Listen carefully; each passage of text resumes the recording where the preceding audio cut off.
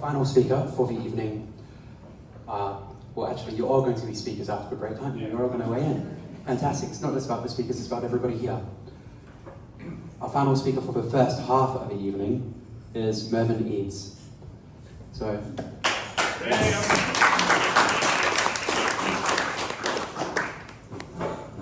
Mervyn is the founder and CEO of Kaya Wanjoo Aboriginal Corporation.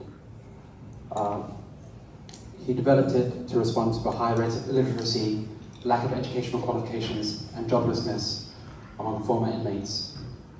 His efforts are informed by first-hand experience. He was in and out of juvenile detention from prison from 13 years old up until his early 30s.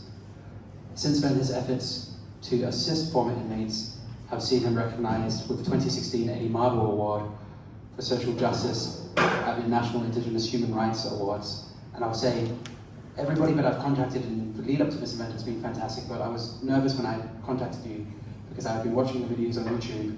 I probably spent an hour watching your videos on YouTube, and I was nervous, and when I called up, you were so amicable and you said yes immediately, so you have my sincere gratitude for being here. Thank you very much. Thank you, Christian. I'd just like to acknowledge where I stand and where I speak and where we meet tonight, belonging to the Wanjoo people of the Ngalla Nation.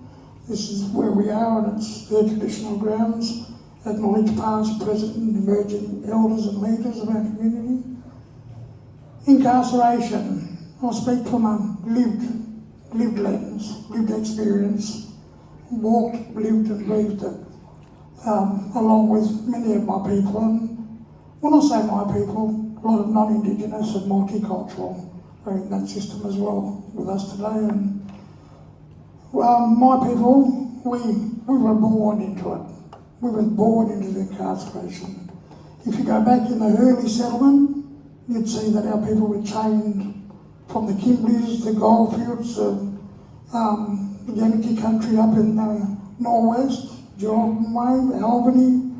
They were brought in chains to here, this very place here, Fremantle. Brought here, then taken out to Rottnest. The only Aboriginal prison, purpose-built prison for Aboriginal people was Rottnest Prison, the first of its kind and the only one in Australia. And this is the backyard of it. But to my people, Rottnest is a sacred place, very sacred place. Once upon a time, my old people used to walk there before the water levels were up. And that's out, watch them up there, all the way out there. But incarceration, I've always said it, my people was born into it, and it's the truth. When you walk into the prison system, in the juvenile prison space here in Western Australia, I call it the backwaters of Western Australia, like Alabama, so there's a deep south in America. What's going on here with my people at the moment? Our children are incarcerated at 80%. 80%, our women at 65%, our men at 50% of a population less than 3%. It is damning, and it is sad, and it's tragic, and like Lorraine and Kimberley touched on, the generational trauma of colonisation, yes, and to suppress and oppress our people. We've always been suppressed and oppressed from the word go here in Western Australia and all across our country, I suppose. Incarceration inside the prison system. A lot of people just see what they read and watch in the movies and that. When I walk in there, and I walk back in there today, and as some of us are doing, like Lorraine, it's black.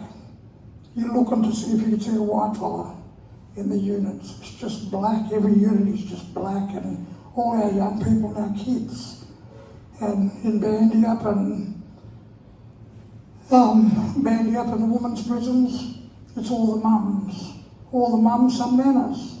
In Acacia Prison, I see a grandfather, his son, and his grandson all doing time together. 3 generations in the one place at the same time. And poverty is the main driver. My people are the poorest people, the most disadvantaged, but the most vulnerable. very vulnerable and very disadvantaged. I set up a program. I got out, the last time I was in was 2002. I got out on the 22nd of July 2002, I remember that day. 6 months later, my baby brother hung himself, 18 years old, in the very prison I've just walked out of. He's been in and out of juvenile detention, in and out of homes, state care, all that, and he died in the very prison I'd left. Background of me, my mum grew up in Sister Kate's. Sister Kate's, she was a baby when she was taken away, and us, me and my brothers and sisters, a lot of us went into state care as well, because Mum didn't know how to look after us, because she didn't know how to show us love, because she was never showing no love in the missions that she had grown up in. She was there from a baby till 13, then she ran away and hit the streets and that, and like a lot of our mob do. But I listened to what Lorraine said. It is a journey, and we want all to walk with us. And some of my best friends from the system are non-Indigenous brothers and sisters, but they also come from poverty. That's something that I could relate to a lot of the non-Indigenous brothers and sisters that are in the system. A lot of them are poor.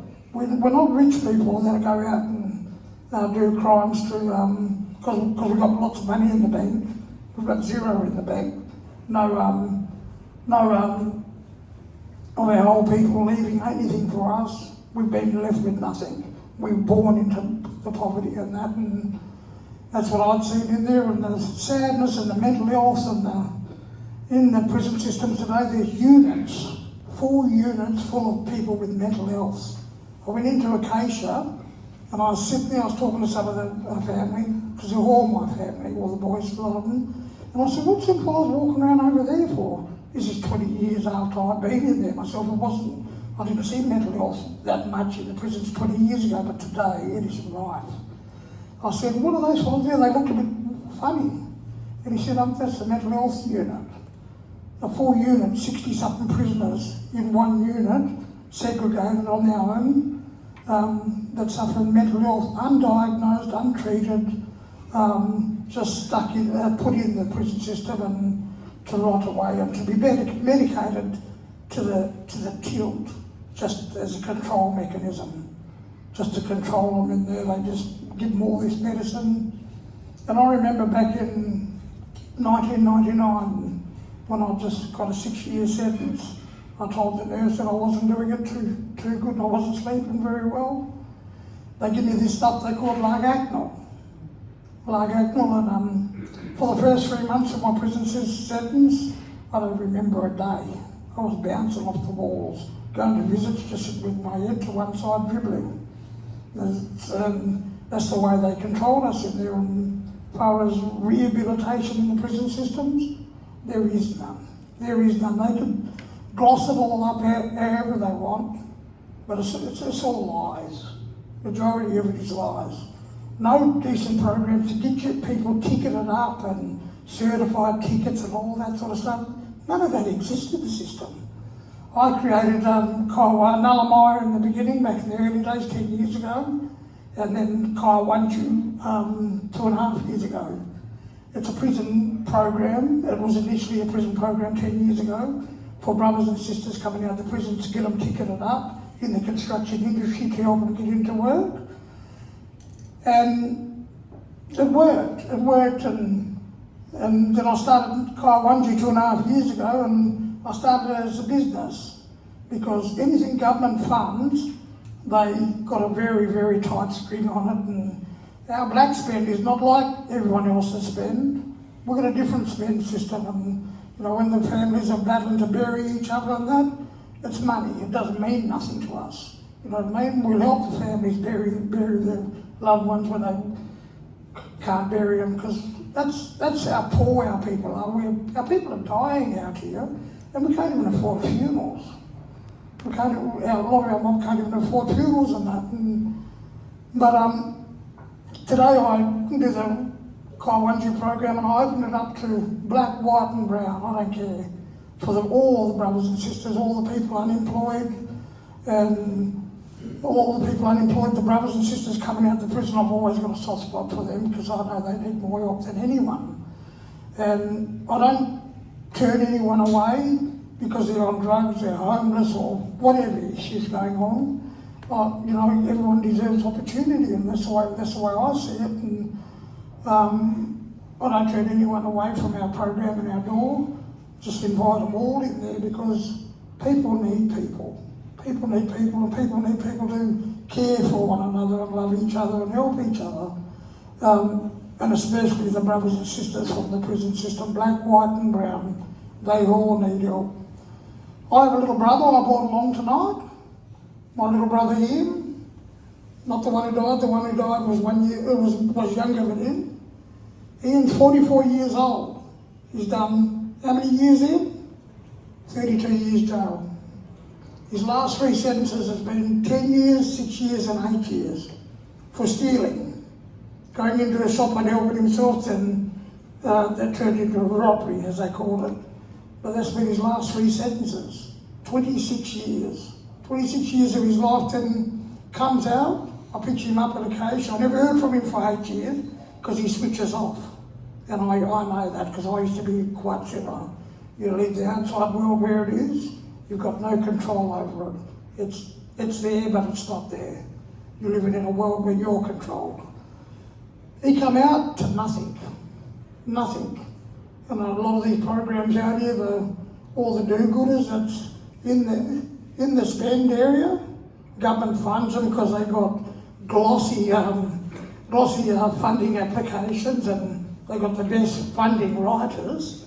But you know, people like Lorraine with the Hope program and myself, we struggle, but we know we do it for the best intentions of our people, and that's where the biggest gap is in the community. The spend is massive, yes.